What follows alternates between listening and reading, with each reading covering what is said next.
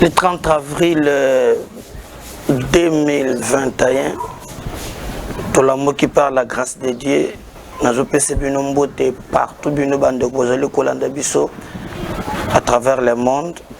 Vous menez le lot dans un esprit militaire méchant, le colo est méchant. C'est commis trop, il y a trop. Ngana la tia China rambote, ngana la tegaka. Naza député révolutionnaire, naza congolais révolutionnaire, naza député révolutionnaire te. Bande konangai, sengeli toyeba eloko moko. Ndenge tobota mi ba congolais, moto moko asenga nzamba bota ma congolais azate. C'est par la volonté de Dieu que tobota mi ba congolais. Et Dieu dans son amour a pese biso mboka oyo. Bato nyonso bazali ko envier yango. Mais malheureusement, ce qui nous manque est le leadership avéré. Alors, ce grand pays que Dieu nous a donné, je me rendre compte, chaque jour quand je me réveille, je me toujours me tourne. Pourquoi avec tout ce que Dieu nous a donné, qu'on s'est développé, toujours conscience. Franck Lobaki, Afrique est en forme à relever, mais gâchette est en Zaïre. Donc, Bissondé, pays stratégique, entouré de 9 voisins, développement et à Congo, et que ça l'Afrique est décollée, mais malheureusement, les Tozali, Bato, les Tozana Souka. Souka Ngumi, Soyoki Albert, Yoma Ibisio, qui nous allons exporter 1 million de tonnes de cobalt. Mais au côté congolais, à Gotambola Makolongulu, paradoxe wana est très très très compliqué. Nous devons par tous les moyens faire que Tobongola Mboka na biso. Donc sur le Nabino, il va engager 3 ans. Moketo Ebele, donc sur le Layango, Union européenne, Bonimbisa, a commis Awa Lobby. Le contrat. Le président s'est prononcé na makambo ya Est, Boko Landa Yango, et pour là les thématiques que tu relèves la Mokodo, il y a les lots. Wili Bakonga enfin, lobby a sambi na cour de cassation, a sambi na mwana na ye. Ermunga banda iko doté pour bamba to telanga ba photo mwana wana simbisa ki ya mbongo atrevina bakar soki 6. Je crois que bakoloke le bino ba biliwana. Je ne croyais pas. Ah, biloko ba réseaux sociaux nde ba ngoko sela bato makam. Côté mususu balaki si ya mwasi. Azana États-Unis na Kano, soki na Dubaï, soki wapi tche chapeau. Les mobiles pour lesquels bato bazo kota en politique. Yongo mo kamboka bato ba critère à démission ezalakate. C'est que lorsqu'il arrive à zoper sa consigne de Kobonga. Comment yo komona dans un pays soba nommé montu. Au lieu de ba défi ya bande kobine. Azo kataloketo to ba kisenga musu mokolo wana ache poudre azo kite même nasi ozo sepela dans un pays na secteur na yo eloko ezate okuta ba papa wana boyebi bozo lokola Belgique basala ba mois ebele gouvernement ezate c'est l'administration. Les secrétaires généraux et consorts qui travaillaient. Mais Awamboka Wokomona va dépouiller l'administration au profit à bas politiciens. Ndeba sali ba cabinet politique boy. Et cause la rempli kakana ba membre ba famille. et l'image yango wana il va konga sambi mon côté asambi na mwana na ye obo mona simbi sak ya dollar wana o mataki na car koto treme car mais et puis folie net ya caméra et na tuna kapé ba potishe na biso bisengo ngo bango est-ce que ça kapé na mbo na bité mboka yo ozali na lingo ukomelanga na commentaire est-ce que babwaka be ba politicien par exemple au 32 net ya bisao ndebe zo bwaka président Mukwantombolo Fatibe peut-être en France on a balobi Emmanuel Macron je sais pas si mboka musuba bwaka kabango do oya biso bazali so côté na fonction fa ba yemba ye et bien boye pas tama monsieur bazo yemba combien ebimaka moko za ministre la noblesse dans le sang. La noblesse dans le sang. Moko bakange na ba réseau ya côté Kaminduki. Mais ba musicien ba beleke pour ban. Oh. Moko azalaka ali mo pe. Soki zo le bimaka soki miyoyi soki mbwa soki ya ndenge nini. Pour ngana tout mon mboko pou mutomé mutomonene. Asala kanini okoyeba te. Non, c'est très grave. Et bakonga sambina na mwana na ye a rappelé ngandenge caméra sambaki na traite caméra muto sambaki caméra sambai na mwasi akamiko le banini bolo bana mwasi na yete kaka avocat biso république Koko Kayudi a touché kota mwasi atomboki akocha moto asambi na mwana ajena oya batu ya JB ayeko samba Masaro asambi quelle l'image qu'on montre bon mona ki pe ba mususu o ba yaki ko menacer la police na mutuka ya munene bango ba respecta ka couvre fête des versions o noko ya président mais information na zuisir ba ibisinga kaza mwana ya déjà SNCS soka nyes mwadi soki nan o ya SNCS na SNCS nde ba information na zuisir siko yoza mwana ya déjà SNCS mutu kawana munene wana ba fuli bozalaka mais soki na SNCS okuti fonctionnaire ya SNCS otali pantalon oleli mais tala mutu ka ya mwana zana yo soki de cette un pays ya bondoki asambi ye moko bakonga avokane balobi azalaki na 2 millions te azalaki na 10 000 à se contredire babosane yeko mata 20 000 lui ne parle pas de 2 millions azalaki na 20 000 utali na ngambo mususu ye moko bakonga lobi mbongo wana ya ye moko abandaki kokende po se sentaki bachelaki ye poison alors commentaire on a moni bato na réseaux sociaux eza normalité otango akomi kuna ayebisi nani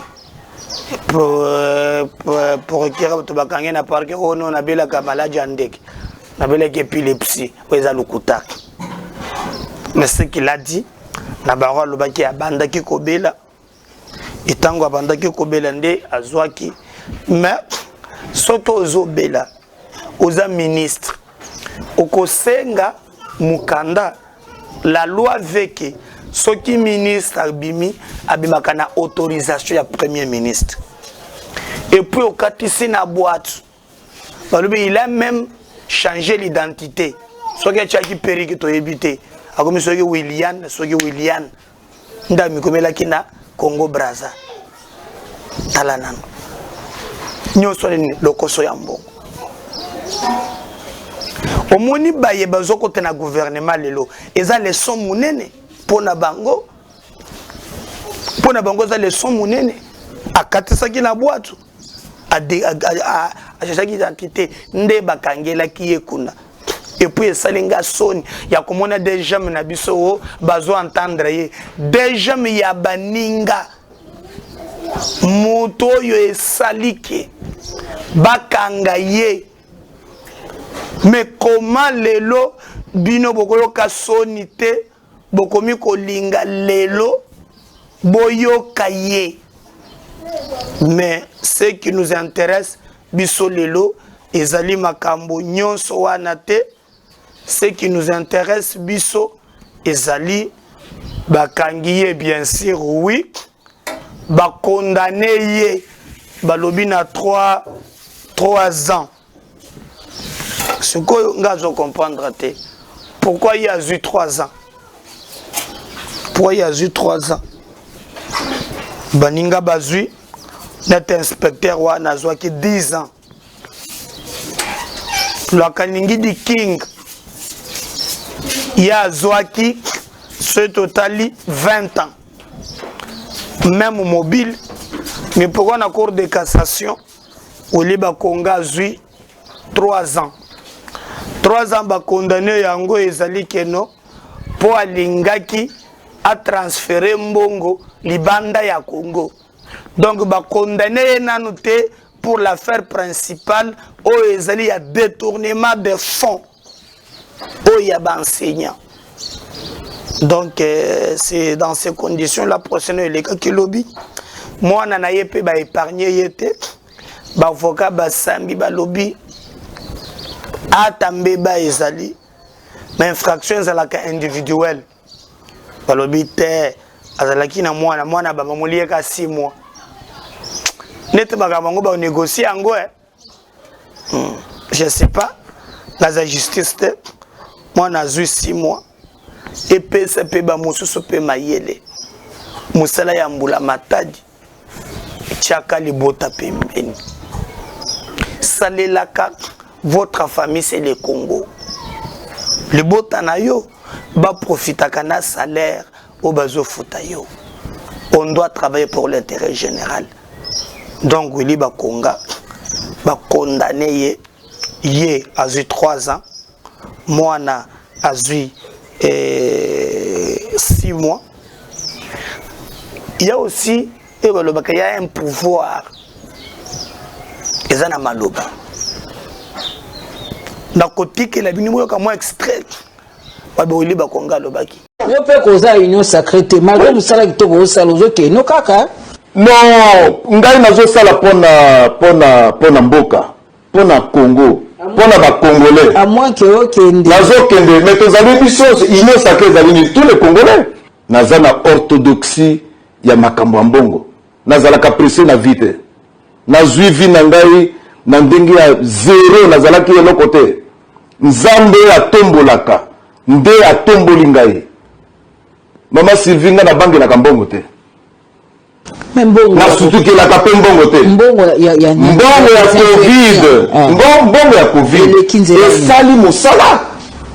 et sali musala mama Sylvie tala biloko monsieur eza libanda wa eza ebele etikali ebele to ko continuer ko pesa na ba école donc on a la remorte et le poto nazali calme non mais ya lobi makambo 62 milliards na yezi ata yango eza la compte nini ezali structuré wapi na yo mama Sylvie s'il vous plaît mama Sylvie nangai ba détourner au moins ba to mususu mais ba enseignant mbongo na ye au détourner yango mais on connaît la pongite hein 62 milliards ya enseignant o aza komona pasi o azali metteur en scène ya gratuité o kende ko détourner mbongo na ye mais on connaît la terre. Ma frère fonctionnement ba école, ba banque ba futaka directement na ba. Sole mbongo ya ba enseignant ozana kimiete yango wana. Soki omoni etala ko osi okatisi na yo. Mbongo ya ba enseignant elandie. Akende nano kokotana. Kamera zana makala te. Kwa zana santranganda. Kamera baza pe prisonnier moko célèbre kamera. A ce que ta commission na INC va traiter ba ambition gestion des ambitions pour notre cabinet na INC. Papa Kamere. Na monaki mokolo ya prison, il y a anniversaire na ye, mami dazokata ye ba mandef. Donc Papa Kamere azakona. Donc alors oui, Mako kende Rolanda ye a 3 ans. Bato ba le bureau non, c'est venu comme à l'état. Oh, comme le télécom motorisé na école na privé. Et comme à l'état ndengini. Bato solo ka bakar nyonso mwana kangisa bakar oyo nyonso oyo balinge bazwa yango. Lokoso bino. Kakara ya bato zo tchelango motema. Donc voilà, mais c'est le plus important. Mbongo pe bazwaki ezonga. Ezakaka te bakangi bango tete, bakangi mais l'art pe ezonga. On a besoin de cet argent. 3 ans. Est-ce que bako sambi c'est pour l'affaire principale? On attend voir. Tu peux se merci na IJAF, j'ai la lingeti à continuer comme ça la musala na yelo lenge et longobani. Je crois que à cause de l'appui il y a bas congolais. Mais l'OBP, Union européenne, bah, échange qui n'a président de la République, n'a échangé na bango, bande konangai, bah, le Béli diplomatie, c'est le nouveau VPM des affaires étrangères, Monsieur Lutundula, Montoroyo à Kendake Yambaye. Baye kokoma ba sololi na projet wana. Ce qui m'a intéressé ezali kozongisa Congo na concert des nations pour na mboka na biso tozalaki isolé diplomatiquement.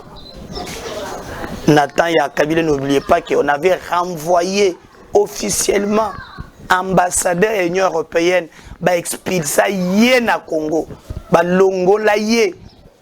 Kabila zaga un esprit. Personne non ingrata. Choc tout dans la cas VPM il y a affaires étrangères. Ba longola yé. Abima longwa. Aujourd'hui ba relation est zongi. Moi je veux profiter que le président de la République Azali en même temps président, il y a Union africaine. Nous l'avons vu au Tchad. Travailler dans le problème, il y a Tchad. Mais il est grand temps aussi que le président utilise casquette Wana à jouer sur le plan international pour nous jouer intérêt à Congo. Ça c'est très important. Il doit utiliser ses casquettes pour te jouer intérêt à Congo. Vous regardez aujourd'hui, Nangamboyo, Moussousou, à l'est, on continue à tuer. Mais Batoubaza Simaya, massacre wana, hormis nationaux, mais ce sont les pays frontaliers. Rwanda, Burundi, Ouganda. Mais diplomatiquement, qu'est-ce qu'on fait? Notre pétrole est exploité par l'Angola, connu de tous. Rwanda zouaka gaz méthane na biso nos minéraux traversent. Koyambaka bato eza malamu. Kosola kanamba délégué, mais qu'est-ce que le Congo tire comme les profits na ba contact nyonso? L'État n'a ni d'amis ni des ennemis. L'État n'a que des intérêts. Quel est l'intérêt du Congo? Tokoki kozala te, tozana babiloko nyonso, mais to vivaka kana badon. Basi ba incliquant même la population. Eh, papa azaka malamu, ata ebembe poli ya kundaka. Papa soselia kana loso. L'État n'arrive pas. Il y a cause bilenge population est en charge. L'auto-prise en charge de la jeunesse. Exact. Tout cela comme dans une situation très compliquée bande konangai. Et sengele to keba. To lokalo lengeni to ko bundela mboka. Parce que ce pays nous appartient nous tous. moto akolinga Congo koleka biso moko azate biso moko nde bakolo Congo l'Union européenne a yokoya bakotani na président na côté de bolanda extrait il y a un discours na bango. À propos de la MONUSCO, là aussi je crois que les jeunes gens sont emportés par les émotions d'une part, et je pense même qu'il y a quelque part de la manipulation des adultes. La MONUSCO est venue en partenaire en République démocratique du Congo pour nous aider à éradiquer les violences, à stabiliser le pays et surtout à protéger les populations. Je peux comprendre cette expression de colère, de ras-le-bol vis-à-vis des violences qui se font, mais ce n'est pas la MONUSCO qui en est responsable. Cette violence, elle est aveugle, elle est lâche et elle est sournoise. On ne la voit pas toujours venir. Ce n'est pas la MONUSCO qui la suscite. Et donc vous devez comprendre que la MONUSCO est là pour nous accompagner dans les efforts que nous fournissons. Et je vous promets, chers enfants, en tant que père d'abord, mais ensuite en tant que chef de l'État, que j'apporterai les solutions à vos problèmes. Veuillez regagner vos foyers et ne vous laissez surtout pas manipuler par les adultes qui, eux, ont un but qu'ils recherchent, un but politique à tout cela. Voilà ce que je peux dire à ce sujet. Je vous remercie. Monsieur le Président du Conseil européen, merci. Il y avait un volet qui vous était concerné. Merci beaucoup. Monsieur le Président, je souhaiterais commencer par vous remercier de votre hospitalité, de la qualité, de l'intensité des échanges que nous avons eus. C'est l'occasion pour moi, au travers de cette visite aujourd'hui à Kinshasa, de dire le soutien que nous voulons apporter aux institutions, à votre engagement pour relever les défis auxquels collectivement vous êtes confrontés. Nous avons l'occasion en effet d'adresser cette importante question de la sécurité, notamment la sécurité à l'Est. Ce n'est pas la première fois que nous échangeons sur le sujet et je veux dire l'engagement de l'Union européenne et des États membres européens en parfaite coopération, en parfait dialogue avec les autorités de la RDC pour voir de quelle manière on peut apporter de différentes manières une capacité de faire avancer la sécurité, la stabilité, faire reculer les violences sous toutes les formes. Nous sommes exactement dans la même démarche, celle qui a été exprimée par le président. Ça suppose aussi de coopérer avec les institutions internationales, notamment les Nations Unies et notamment la MONUSCO. Et certainement, les États européens sont prêts aussi à soutenir toutes les démarches qui visent à faire en sorte qu'il y ait des résultats qui puissent être engrangés pour faire reculer la violence et faire en sorte qu'il y ait davantage de sécurité et davantage de stabilité. Comme tu veux. Bien, merci. Comme vous le savez, la gratuité de l'enseignement est un des piliers de mon programme, de ce quinquennat, et j'y tiens particulièrement. Vous savez que c'est dans des conditions difficiles, quasi impossibles, que nous l'avons lancé en 2019. Malheureusement, nous avons connu un ralentissement de la mobilisation de nos recettes avec cette pandémie, mais ça ne nous a pas découragés pour autant, et surtout, nous avons été encouragés par les appuis budgétaires qui nous ont été octroyés par les institutions financières, FMI, Banque mondiale. Et cela nous a davantage encouragés. L'avènement de ce gouvernement va nous permettre de mieux nous focaliser sur le secteur en question, la gratuité de l'enseignement, en mobilisant davantage de moyens. Et on a vu avec les procès que vous connaissez que des moyens ont été détournés, des moyens congolais, des moyens mobilisés par l'État congolais. Donc ça veut dire que nous ferons davantage attention à cela.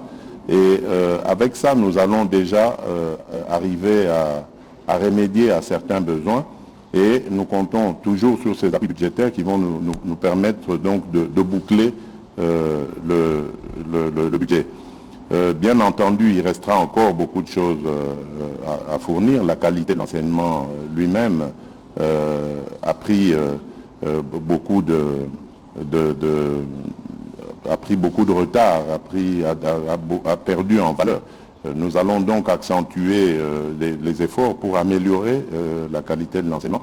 Nous allons aussi faire des efforts pour multiplier les infrastructures scolaires parce que malheureusement cette mesure qui était tant souhaitée par le peuple congolais a eu aussi des conséquences, c'est d'avoir des nombres incalculables d'enfants dans les classes. Donc nous allons aussi aller dans ce sens.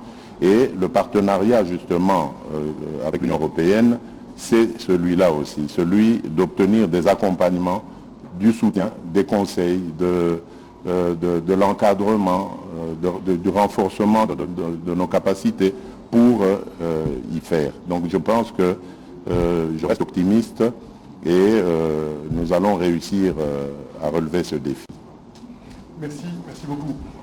L'éducation est un levier puissant pour le développement, pour le progrès, pour la capacité de relever le défi.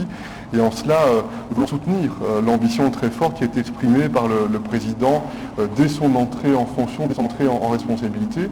Et on a eu l'occasion dans nos échanges d'aborder de manière plus opérationnelle, plus concrète, de quelle manière, notamment au travers des programmations pour le partenariat entre la RDC et l'Union européenne sur le plan bilatéral, on peut identifier les secteurs, les thèmes pour lesquels on veut être un partenaire loyal, solide et engagé. Nous voulons soutenir parce que nous savons qu'il y a des défis importants. Nous savons que le président et le gouvernement qui vient de s'installer a une vision avec un certain nombre de priorités qui doivent être relevées au départ des autorités, au départ des institutions. Et l'Union européenne veut s'inscrire dans une démarche de partenariat et de soutien. Il y a la dimension économique qui est importante.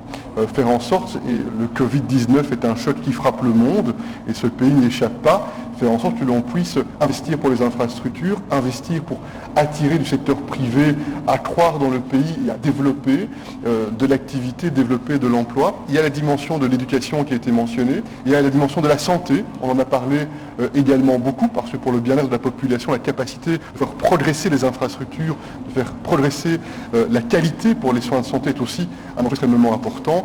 Et on a aussi abordé, je n'y reviens pas, la question de la sécurité, parce que la sécurité et la stabilité sont aussi les conditions pour réussir à faire en sorte que l'on progresse. Voilà quelques-uns des axes autour desquels nous avons travaillé ce matin, avec l'engagement de rester étroitement en relation avec les équipes diplomatiques, avec les équipes gouvernementales, pour un rythme régulier, voir de quelle manière nous réussissons à faire en sorte que le soutien qui est apporté, que le partenariat qui est déployé engendre des résultats perceptible, tangible pour la population. C'est vraiment ça le sens de la démarche dans laquelle nous voulons inscrire cette relation bilatérale entre la RDC et l'Union européenne. Du monde.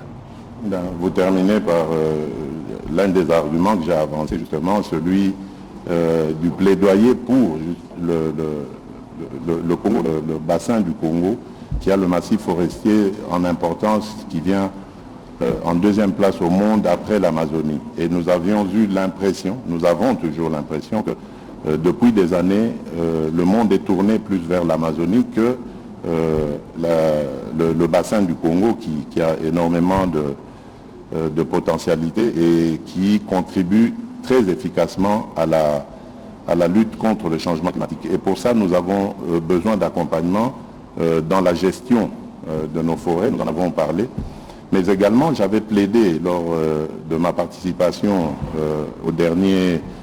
à la conférence, au sommet sur le changement climatique qui avait été organisé par le président Joe Biden des États-Unis pour l'augmentation de la taxe carbone, parce que nous estimons que cela va avoir des conséquences positives sur ce que nous fournissons comme effort dans ce domaine.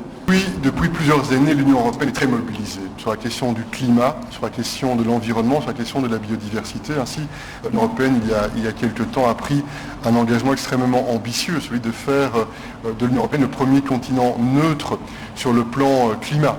Et dans ce cadre-là, dans le sommet auquel nous participons ensemble, organisé par Joe Biden, j'ai eu l'occasion d'insister sur l'importance dans la perspective internationale du prix du carbone.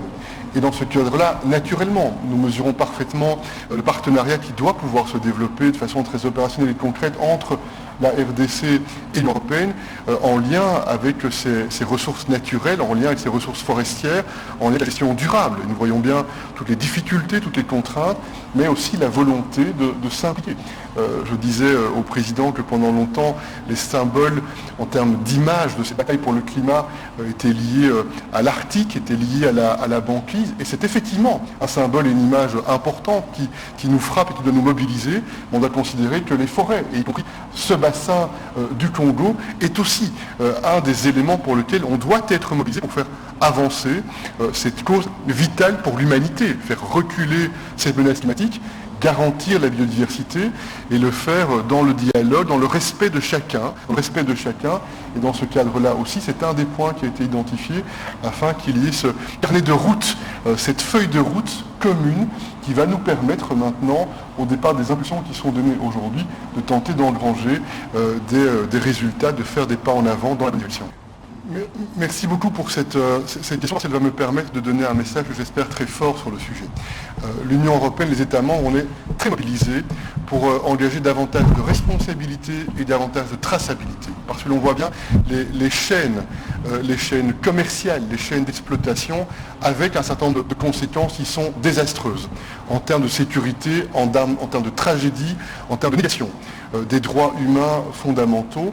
Et c'est là pour laquelle je voudrais attirer l'attention sur une décision qui a été prise et qui est entrée en vigueur en début de cette année, en janvier. C'est un règlement qui vise à garantir pour les opérateurs européens la traçabilité et la responsabilité. Et on a évoqué ce thème, notamment avec le président, le Premier ministre, parce que je pense que cette décision qui est prise sur le plan européen va soutenir les efforts qui sont menés par les autorités pour qu'il y ait davantage de transparence, davantage de traçabilité. Je crois boyoki yango bayekolongo bayekokoma na masuwa bapesi biso don. Il y a deux bateaux, la République qui veut des dons, bateau mibale. Mais zoaka par exemple Mbongo Jamal bazwaki na ba caméra na ba écoute ko soma combien de bateaux ba signer des contrats bilatéral ou bien sûr. Mais maintenant yoka babato wana. On m'avait dit aussi que le président a un bateau de pêche. Où est Zanzela? Eza wana wana les Union européenne. Tozo zeleya. Ceux qui sont solo. Ou bien zane bengango formule on attend. Combien coûtent les bateaux de pêche? Pourquoi l'Union européenne faut payer ce biso kaka badon? Il y a bateau. Bongo biso moko. Tout le monde qui attend Kabila wa bachaki kokolo soki nini mususu bachaki wana. Kamanyola soki ndenge nini. Mais kamanyola ekendaka torumoko wa ezongi ekufi. C'est là ka torumoko. L'Union européenne a payé des bateaux. Le ministre de transport, ça va discours milai pour la nous devons nous mboka mon côté et tambola na badon et kendeli bosso. Avec tout ce que Dieu nous a donné, toko mis en charge. Derrière bateau chantage bandi des élections en 2023. L'Union européenne a lobby va tergiverser les élections en 2023. Dans les coulisses, à Yebisingaï, Tango Bazo sur la Basilisi, le bateau Bazabatouté. Pona Bango, ceux qui baillent na Kama et l'autre, le monde est comme ça, ba conditionné. Na lobaki ne ba mission nga monsieur le kakiao. Biso toko kende élection té. Pour nous faire plaisir na l'Union européenne, non? Biso toko kende élection parce que ça la volonté populaire exprimée par notre peuple. On a tué les gens dans ces pays pour les élections. On a tué les gens pour les élections. Batouba Ouad, Barossi, Thérèse Kapangala, Eric, Bato Ebele, Beta Bisso na Basango, Gaza Bisso. Les élections pour nous en 2023, Eza Likambo, oyo tokosala yango mais soki kaka contrat moko esalami sima ya contrat mbala moko bakomi kobakisa eloko ekomi dangereux et dans ces conditions là tokoki jamais accepter yango donc ezali dona et l'Union européenne alingi apesi des bateaux alibi makambo nde balobaka toujours mais asengi batergiverser te d'ailleurs bomonaki 5 pays à l'Union européenne Canada et consorts bayokani balobi les élections en 2023. Je demande au président de ne pas faire plaisir mais de respecter la volonté du peuple. Les élections à souveraineté. Mais ce que Kabila fait ces derniers temps, il a organisé les élections Nambongo Yaba Congolais. Cela prouve que nous avons les moyens. On veut collaborer avec les autres. Mais ne nous laissons pas tous les marionnettes. Il y a batouana tokotombo la mboka na bisote. Ba contrat moko flou. C'est pourquoi l'État doit se prendre en charge. L'État congolais, il faut utiliser ba recette, à maximiser ba recette. Tomi sombe la kabilo sombilo kondenge moko. Ba câble, ba nini consort, on peut le faire parce que notre pays a des moyens. Est-ce que bako qui n'est na braza ba kende ko ba élection awa pembe na face na biso ça soit comme chef coutumier bolanda ki ça que Idriss Déby alobaki lui ne voulait pas changer la constitution. Je vais faire ce qui est vidéo à nezadi ba technicien bako bako tshele bino yango. Moi, j'ai une autre question à vous poser. Vous êtes à la tête de cet État depuis 27 ans. Comment est-ce qu'on peut expliquer la longévité presque éternelle d'un certain nombre de chefs d'État africains? On voit qu'en France, il y a du dégagisme, voilà, vous êtes arrivé au pouvoir à l'âge qu'a Macron aujourd'hui. Est-ce qu'on est président à vie quand on est président du Tchad, par exemple? Peut-être qu'il y a deux choses qu'il faut que j'explique cela. Arriver au pouvoir à 38 ans, peut-être ça donne aussi... mais Macron ne sera plus au pouvoir dans 20 ans. Attendez, c'est peut-être que c'est mauvais. Peut-être que c'est mauvais. Cette longévité explique que par cela. Et de deux, c'est parce que je ne suis pas un homme, je pense que, je vais vous dire très honnêtement, je ne suis pas un homme heureux. Et je n'ai jamais été un homme heureux. Vous comprenez? Non. Pourquoi? Je ne suis pas un homme heureux, je n'ai jamais été un homme heureux parce que je n'ai pas eu une jeunesse comme tout le monde a eu sa jeunesse. Je n'ai pas eu, j'ai eu ma jeunesse dans la guerre, qui est passée dans une guerre. Et au sortir de la guerre, j'ai eu cette responsabilité. J'aurais souhaité moi-même, en 2002, m'arrêter, comme j'avais promis en son temps, au second mandat. Oui. C'est-à-dire, en 2006, je devrais céder, en fait, disons. Il y a 10 ans. Au suivant. La guerre a éclaté. Les mercenaires avaient attaqué, ils mènent ici la ville. Le pays était en guerre. Vous comprenez? Mais en 2016, il... Attendez, s'il vous plaît. Et comme j'ai dit dans la politique africaine, la France intervient souvent, et je le dis haut et fort, la France a intervenu, je dis bien, je n'ai pas demandé, je dis je ne le fais pas, de changer la Constitution. Pour l'histoire, je dis bien. Bongo n'est pas là. Bongo père, je dis bien. C'est à Paris. J'ai refusé. Et je n'ai pas fait la campagne. Qu'est-ce que vous voulez dire? C'est la France qui vous a poussé à continuer? C'est toujours la France qui fait, et c'est toujours la France qui critique, et c'est toujours la France qui est derrière. Mais en 2016, la France n'était pas derrière votre candidat. Écoutez-moi d'abord, s'il vous plaît. Ce que vous voulez dire, c'est que c'est Paris qui vous a poussé à continuer? Laissez-moi finir. Quand, comment on appelle, ils appellent le constitutionnaliste qui est venu ici, je ne connais même pas son nom. Je ne connais même pas son nom. Moi, j'ai refusé, j'ai dit je ne change pas.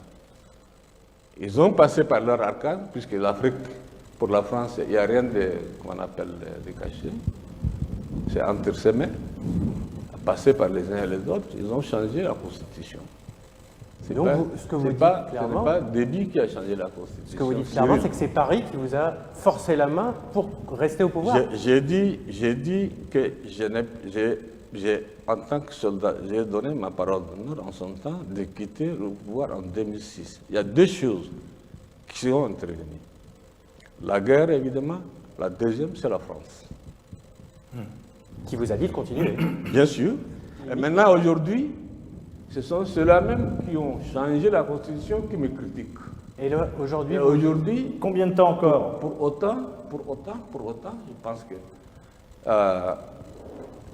il fallait aussi voir que la guerre au Tchad s'est arrêtée en 2008, en mai 2008. Les armes sont définitivement tues en mai 2008 seulement, mai 2008. Maintenant, il y a des questions de principe, certes, que la durée dans ces fonctions-là n'est jamais une bonne chose. Mais non plus aussi, il ne faut pas laisser le pays dans un désordre. Il ne voulait pas changer la Constitution. On veut changer la Constitution. À lui, je vais respecter ma parole. Mais tango ba monique intérêt na bango.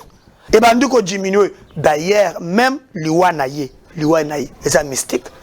Comment Marshal, chef de l'État, na kati ya bato, ndenge za ka protéger wan. Ba les kabat kagaye monta kokufa. Ba musu ba kokufa te. Mais on veut tromper qui? Donc moi je demande na batwana ba yebaki le pays ndenge tozo sala mosala eza mboka na biso moko. Soki tolingi ba respecter biso et sengeli en réalité tozala un grand pays. Botala makambo yo petio ya Rwanda ya kakoloba wa l'ambassadeur soki karega. Est-ce que vous pensez que le Rwanda peut parler ça en angolais? Il peut parler ça dans mboka mususu pas bien que Congo un pays à genoux, un pays qui commande. Alors, si vous voulez qu'on nous respecte, l'Union européenne peut nous faire une injonction, commençons par nous-mêmes nous construire comme nation. Kosumba des bateaux. Des bateaux, c'est quoi? Un pays comme le nôtre. Un pays qui produit pas moins d'1 million de cobalt, diamants, or, etc. Tozana yango. Malchance, nabiso, ba politiciens, ba coopérants. Bato babise, ngonde bazali. Qui travaillent pour leur ventre. Sinon, pas biso tozo qui mande le côté. Qui est ambassadeur aïe, abanda copier sa injonction. Non. Non. Ezali inadmissible makambozo le kana namboka na biso. Nous devons nous unir, travailler main dans la main, mettre de côté nos petites divergences. Peut que c'est le Congo qui est plus fort que ba biloko nyonso. C'est pourquoi to sengena sama lukonda kenge na ba warrior na yo. Bolo bakamuke mais bosala ebele. Ba remise et reprise ici. Nous voulons voir quand même le premier pas. Le 100 jours, il y a Sama Lokonde. Lobi a tweeté que les sous. Amakiso ba français belé na tanga kite po. Ngai na komi kolinga na mona bato bazoki en action. Direct. S'attaquer aux 20 problèmes des Congolais. Et là nous comprendrons que non, vous travaillez pour l'intérêt général. Que de rester dans des histoires où tu as monotonie de Makambole Kakiawa et copier ce bisou. Troisième élément, c'est Makambo Félix, c'est pour Nabana. Ok. Donc, copier ce bisou passe. Tout le monde ça. Président de la République à Solo Lilobi. Depuis un certain moment à l'est de la République, Tozo Bunda Mingi pour les Cambouan, Tozo le Belango Mingi, Est. Batobazo Koufa, Bazabande Konabisu. Tozo Mela, Tozo Tambola, Tozo Loba. J'ai même dit, ma Cambouignon soit divisé biso.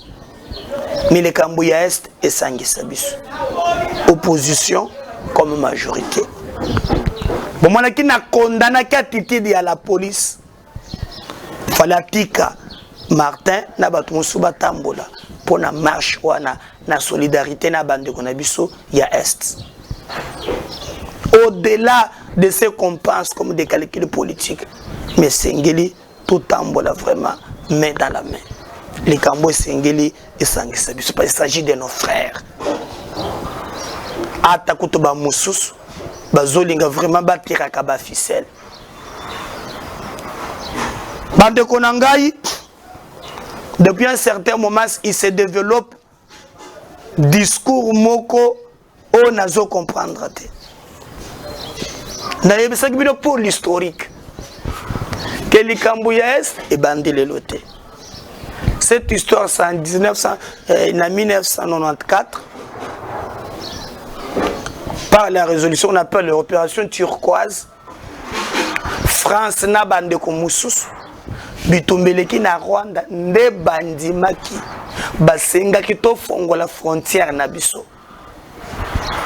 Babengi bango ba réfugié ba yekokota. Pour l'histoire, Bandima ba réfugié, ba kota na Minduki. Débit à malheur yangowan. Au commun ba FDLR, parce que la force de libération ya Rwanda, mokolo mokote ba beteli sasi na Rwanda. Bazobo makaka. Bas congolais, pas Sinamao. Mais ce qui m'a fait aussi très mal, Tango Musée a commis en 97. En 97, Tango a commis. Ayo comme la biso, collègue na ya opération turquoise. James Kabaribe, chef d'état-major, Laurent Kunda, sergent à Rwanda, awa général, va réclamer que même dans ces pays, à Boykope, ça y est, on nous a infiltrés. Notre pays n'a pas servi de renseignements, n'en parlons même pas. Félix a eu cause au pouvoir. Mais Félix n'a pas droit à l'erreur. Pona koloba ono lokola ezangaite eza turquoise eza kabila botunangate. Non. Lorsque vous prêtez serment, on suppose que au yebi ba problème ya Congo, c'est pourquoi on suppose aussi de ça yango.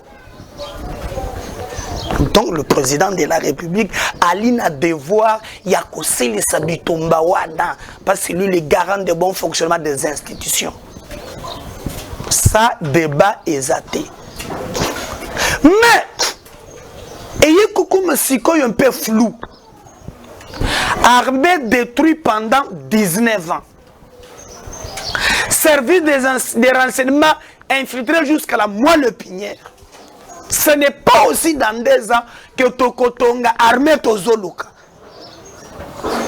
N'appelle ça un exemple que non, Tozan armée Oyo Komona ke général Azakuna, mais on appelle un groupe armé naïe. Et Sengeli, tout se mettre d'accord, tout collaborer. Marche. Bakomi ko bana suko e komi suko ya bana ba malibanda. Papa Félix yo fo ya kakawa. Président yo ya kakawa. Petit nanga. Batindi pe bino. Ou bien likambo mususu. Po ba info na zanango ba yebisi ngai. Qu'il y a quelque chose. On m'a dit comme na mboko. Bakanga ba ministre bakima, batu bako se retrouver te muntu moko azaba nommé ministre. Azolobi ngana comme ministre na moma ya mabe. Na oui ministre na faux moment. Autogozo balarte muke chef. Donc les gens étaient habitués ceux qui aux ministres ça sande ko sasa. Au rendre compte na motote. Et ce contexte-là, il y a que bateau de devoir redevabilité, ça dérange beaucoup l'intérêt ya bateau belé. Alors bon mon président à lobby tango à lobby na ko solo la naye à calmer ban. Le train de mesures radicales que nous allons prendre pour toutes ces régions en difficulté, en proie à la violence, c'est-à-dire l'Ituri, le nord et le sud Kivu, pour justement répondre à leurs souhaits. Et je leur demande de ne pas rester exposés comme ça aux intempéries et peut-être même au risque d'exaction contre eux, et leur promets encore que je serai là bientôt. J'ai reçu d'ailleurs il y a quelques semaines une délégation de Béni, d'hommes et de femmes, parmi lesquels il y avait des victimes directes de ces violences.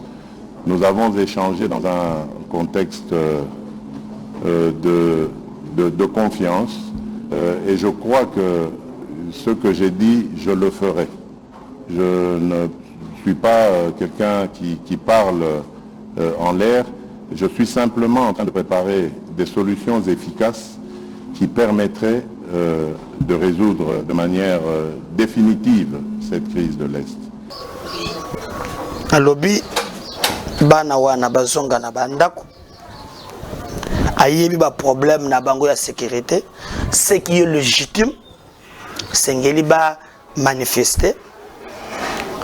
Mais j'aime pas que net moi intox, net moi manipulation, net lo comme ko bazolo kana coliste. Tango basali basilisi yango. Le président Alobi ayebi ba mesure azozwa. Par exemple, toi Alobi azola ka trop. Ozomona alaki trop. Cette fois-ci fois a passé na acte. Et acte là, ils allaient à mettre fin à la situation. Moi, je lui ai proposé pourquoi à quoi changer tes commandos, généraux, net tout monia wa autikotinda imité mobimba. Pourquoi qu'on s'alangote? Non, il faut intervenir. Et Sengeli à intervenir. Changer le commandant wana, Olia Koloba. Bon, on attend que le gouvernement Samaloko Ndeye, tout le monde a vraiment degré à Mosala Oyo Yakosala. On attend voir ça. Dans ce moment-là, Batouba Kosele, Touba Komona. Donc, Azongi Sibana na Bandak, Alobi Akoya, mais pas pour le moment. Ngane Bisa qui est que non, a changé nan ba structure yar même. Ndako Kendepe. Le président peut aller partout. Là où se trouverait le problème, il y a sécurité. Il est la cellule, le père de la nation. Et je suis pour l'option Oyo. Samalukonde Alobaki qui est non. Et c'est une décision, il y a Makasi et Salema. Sécurité. Tout le monde a même militarisé parti Nyon Sowana. Pour moi, je pense que c'est dans ce contexte la bande de Konangaï, Ndi Toko défendre Mboka Nabiso peut te kotelema tozana Mboka mususuté. N'oubliez pas de vous abonner à la chaîne Nabiso. Partagez nos liens. Merci pour tout ce que vous faites pour nous. Restez branchés à MKBez pour plus de détails. Je garde le Congo. À la prochaine. Bye.